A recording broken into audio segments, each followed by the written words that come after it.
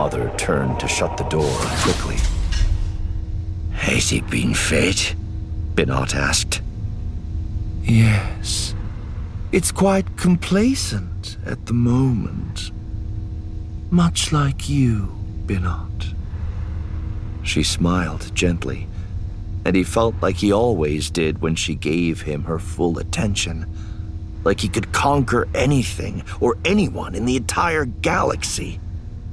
She sat down at the table in the center of the room, similarly bedecked by cut glass that shone like ice crystals on the table's surface.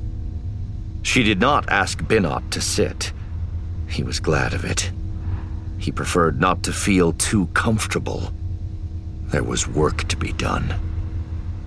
My ship is ready to go, Binot said. And Goikanok? Mother raised an eyebrow. Also ready? He will play the nervous innocent well, Mother said. But you will have to keep a close eye on him. He doesn't have your talents, Binot. Binot nodded, trying not to smile at the compliment. The Clytobacter is aboard. We'll make sure we are discovered by an Erini ship as soon as we enter the neutral corridor of space between Erino and Iram, near their moon.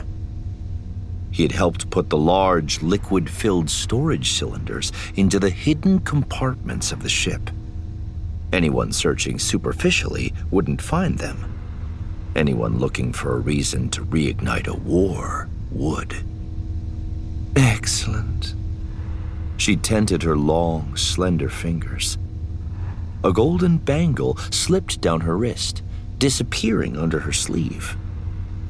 You'll blow your engines when you're close to Erino space, and demand to be led to the moon for repairs. And the second engine will explode there, once we know an Irami ship can pick up on the explosion. He had started pacing the room again when he turned. But what about Jedha? What about it? The peace signing failed. The war will be back on anyway. Are you sure you need me for this mission? I can do more. I know you can. The mother smiled again. She stood and walked toward Binot. He was far taller than she, almost by a whole head. She turned his broad shoulders around to face the wall. No, not the wall. The mirror. It was large enough to show them both, but Binot took up nearly the whole reflection, the mother standing almost as a shadow behind him. Unlike other Mirialans, he only possessed a scant few markings on his pale green skin. It had come with joining the path when he was only 10 years old, and not earning more facial markings that would have hallmarked achievements he might have earned if he'd lived his life on Mirial. The mother's eyes flicked from her own reflection to Binot's. I know what you're thinking. You will bear the honor and greatness of forging your way within the path, in ways that will reveal themselves not upon your skin, but within yourself. To me, your greatness continues to expand, Binot. Yes, Mother. The Battle of Jedha is over, she said, still standing as his shadow.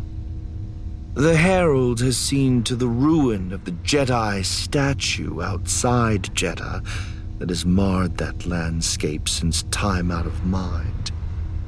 And the permanent peace accords between Iram and Erino have gone up in cinders.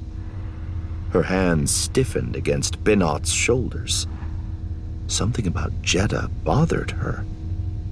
The Herald incited a riot against Force users.